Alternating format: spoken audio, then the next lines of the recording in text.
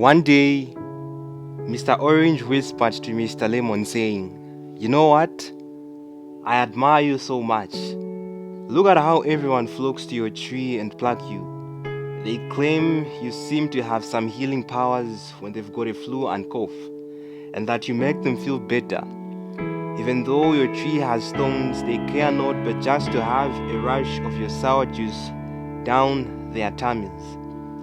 I wish I was like you, Mr. Lemon," the orange exclaimed. But in deep anguish and despair, Mr. Lemon could not hold that sour flow of tears in his eyes. He realized the many years he had wasted thinking he was not a gem in Earth's treasure box, and only to realize that day. He forgave himself and said goodbye to all his miserable souvenirs of childhood. He realized the thorns on his back were his crown of glory, and his thick, bitter juice that galloped through his veins was actually the soothing remedy everyone looked for. But he equally had one thought that tormented him daily, and this moment just seemed to have been divinely appointed to say it. He looked back at Mr. Orange and said, "You know what? In my entire life, I've grown up praying to be like you. I wish that if only my complexion would be as deep orange as yours, perhaps I would be noticed more. That if only my juice would be as sweet as yours, maybe kings and queens would lay down their cloaks and sip every nectar out of me. I told my mom that when I grow up, I wanted to become like you.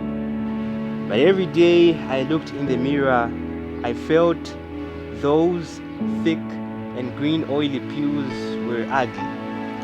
I thought no one ever desired my juice because each time someone had a share of me, their face would be filled with wrinkles."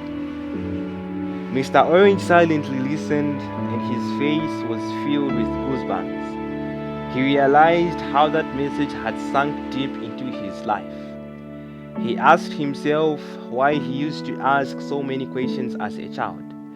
But at this point, he understood why he needed to quit asking. Right on this day, he made a covenant with his roots never to wish to be someone else, but to embrace who God had created him to be. Now, this story is not about lemons and oranges.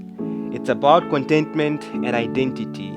It's about looking in the mirror and seeing what a wonder we are in the eyes of God. It's about changing the definition of scars from pain to victory.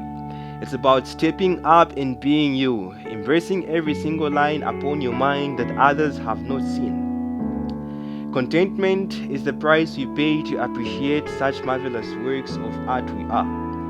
In ways we cannot imagine, the world is looking for us, and yet when we choose to be someone else, it will never find us. No matter how our past might have damaged us, we can still rewrite our story. We can start all over again because this time, our traumas become the stepping stones. We cannot have all that we desire to have in this world, but gratitude is all we can offer for the blessings that are disguised in 1,000 forms.